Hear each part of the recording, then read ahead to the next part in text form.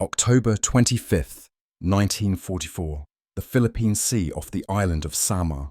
Dawn breaks over a grey, restless ocean.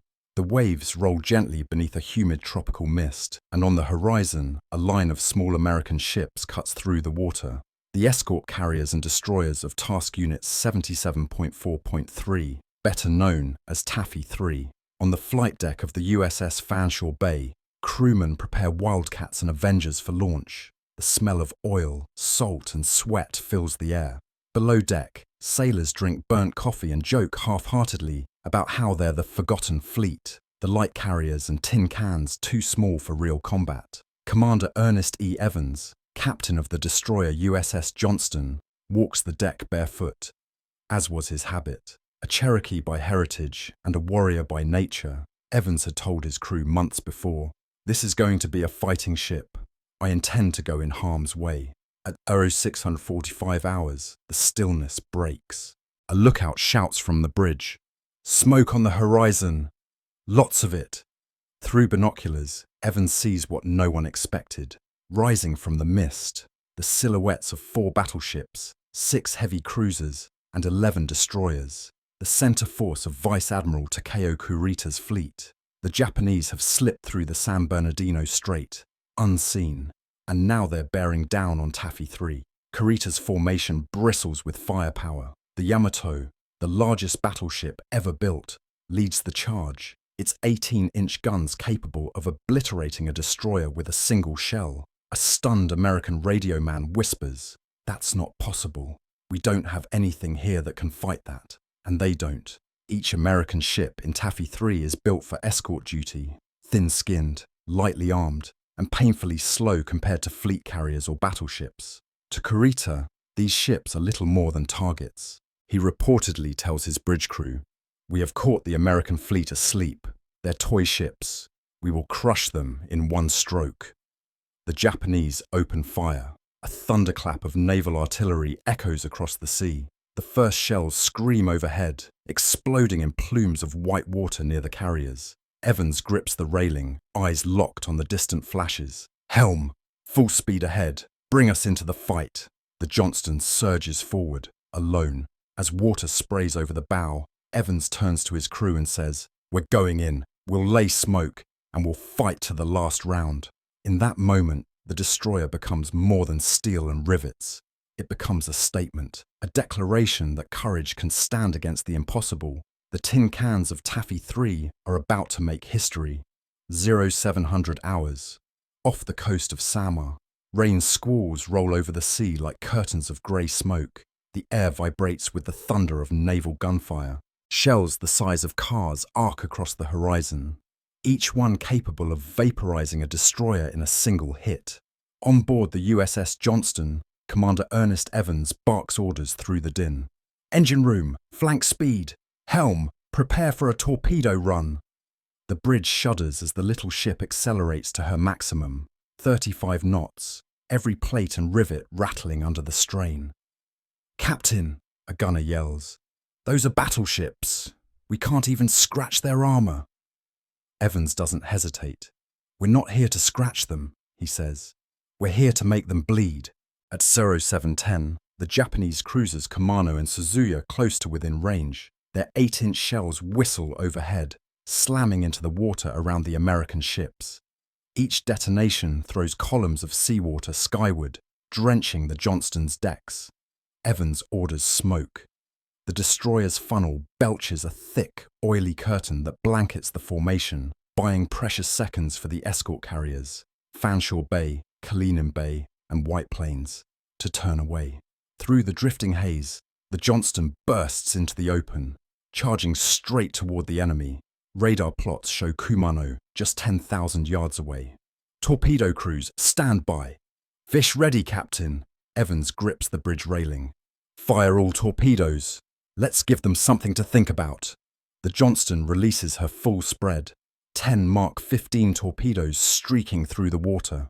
Moments later, a blinding flash erupts on Kumano's bow.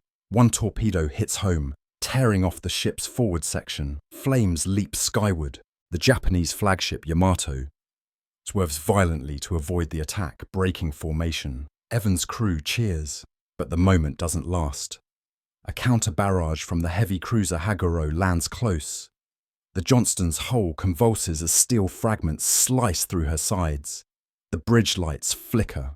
"Forward guns offline, sir! Steering hit!" Evans wipes blood from his forehead. "Keep firing what's left. Don't stop, ever." Behind the Johnston, the rest of Taffy 3's tin cans join the charge. The USS Howell, Herman, and Samuel B. Roberts, smaller, slower, outgunned, all surge into the storm of shells. From the deck of USS Howell, Lieutenant Commander Leonard Wood sees Evans' destroyer darting in and out of the smoke like a shark among whales. He's drawing their fire, Wood realizes. He's making them chase him. Up above, carrier-based TBM Avengers roar overhead. With no armor-piercing bombs left, the pilots improvise, dropping depth charges and even firing 50 caliber rounds at the Japanese bridges to distract them. The battle becomes chaos, a swirl of courage and confusion. Radio operators on the American side hear frantic messages. Enemy battleships closing fast. Carrier under fire, taking hits. "We're going down. God help us all." And still, Evans' voice cuts through the static. "Keep charging. They can't hit what they can't see." By 0800, Kurita's mighty fleet is in disarray. Japanese lookouts report torpedoes everywhere, smoke obscuring targets, and American cruisers attacking from all sides. Unaware that most of their attackers are destroyers less than half their size. A Japanese officer aboard Yamato stares through binoculars at the chaos and mutters in disbelief. "Those are escorts. They're fighting like battleships." Back on the Johnston, fires rage. Half the guns are silent. Ammunition nearly gone. The ship lists to port, bleeding smoke and flame.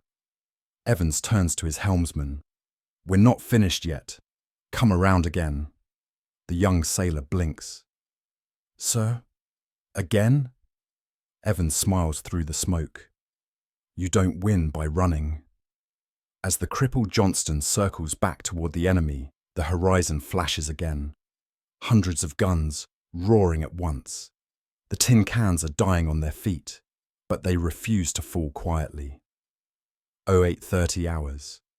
The waters off Samar now burn with smoke and shattered steel. The air smells of cordite and diesel. Columns of fire twist upward from the escort carriers of Taffy 3. Shells rain down like thunder, punching holes in the ocean itself. Aboard USS Johnston, Commander Ernest Evans limps across the deck, blood soaking through the sleeve of his torn shirt. He refuses medical help.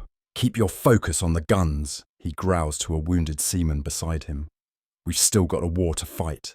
On the bridge, the radar scope flickers. The ship's electronics are failing. The main battery is almost silent now. The crew fights using the aft 5-inch gun and any weapons still operational. "Range, 9,000 yards, the fire control officer calls. Evans steadies himself, gripping the railing. "Target the lead cruiser. Let's give them hell." The aft gun roars, sending shells toward the advancing Japanese ships. Each shot seems to defy physics. Tiny sparks of resistance hurled against a wall of iron. Far astern, the escort carriers maneuver desperately under fire. On the USS Kalinin Bay, a shell smashes through the flight deck, igniting a parked plane. Crewmen scramble with fire hoses as smoke fills the sky. Another shell lands amidships. The carrier lurches but continues moving. Aboard USS Gambia Bay, it's worse. The ship is bracketed by shells from the cruiser Chikuma. Explosions tear through the engine room. The carrier slows to a crawl, fires raging across her decks. A sailor cries, "She's dead in the water!" From the bridge, the captain radios a final message. "All hands, abandon ship. God bless you all." The Gambia Bay rolls slowly to port, her colours still flying before slipping beneath the waves. The only American carrier ever sunk by surface gunfire. Yet her sacrifice buys time. Every minute she holds the enemy's attention allows other ships to escape. 8:40 hours. The Japanese fleet presses closer. On Yamato, Admiral Kurita stands on the bridge, scanning the smoke-choked sea through binoculars. His officers report heavy casualties. Several cruisers crippled, torpedoes everywhere, Formation shattered. Kurita frowns. "What are these ships?" he asks. "Where are the American battleships?" "Sir," an officer replies hesitantly, "they appear to be escort carriers and destroyers." Kurita lowers his binoculars, stunned. For 3 hours, his battleships, the pride of the Imperial Navy, have been trading fire with ships a fraction of their size. He mutters, almost in disbelief. They fight as if they were giants. Back on the Johnston, the situation grows desperate. Shells have blown holes through her hull. The deck is slick with seawater and oil. The engines cough and sputter. Communications are nearly gone. The helmsman turns to Evans, voice trembling. "Captain, we've lost steering control." Evans leans over the chart table, his face pale. "Then we steer with our engines." He grabs the intercom and shouts down to the engine room. "Port engine half ahead, starboard full. We'll swing her by power." The ship obeys, clawing its way through the waves. The bridge erupts in cheers as the Johnston steadies her course again.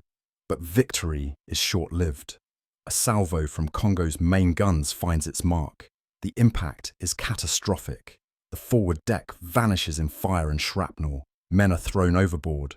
Evans is hurled to the deck, his uniform shredded. He rises, dazed, half blind from smoke. "Captain, we're sinking!" someone screams. Evans steadies himself against the bulkhead, coughing through blood and smoke. "Then save whoever you can," he says. "Get the wounded topside." He turns to the few crewmen still beside him. "Gentlemen, it's been an honor." You're 9:45 hours. The Johnston is dying. Her guns fall silent. Her decks awash. As she slips beneath the waves, sailors cling to floating debris, looking back at their ship. The destroyer that fought battleships. Nearby, the Samuel B. Roberts is also mortally hit, her captain ordering abandoned ship. "If we can't save her," he says softly, "we'll remember her." Even as the survivors drift in the open sea, they see something no one expected. The Japanese fleet turning away. Admiral Kurita, uncertain of the scale of American resistance, convinced he's stumbled into a larger fleet, orders a retreat. His officers protest. "Sir, we can still destroy them." Kurita shakes his head. "No, they have already destroyed us in spirit. The battle is over. Against impossible odds, a handful of tin cans, destroyers and escort carriers, have halted the might of Japan's center force." Hours later, floating in the wreckage, a wounded sailor from the Johnston looks to the horizon and whispers, "They called us tin cans, but we didn't bend." The ocean answers only with silence and the soft hiss of waves over steel.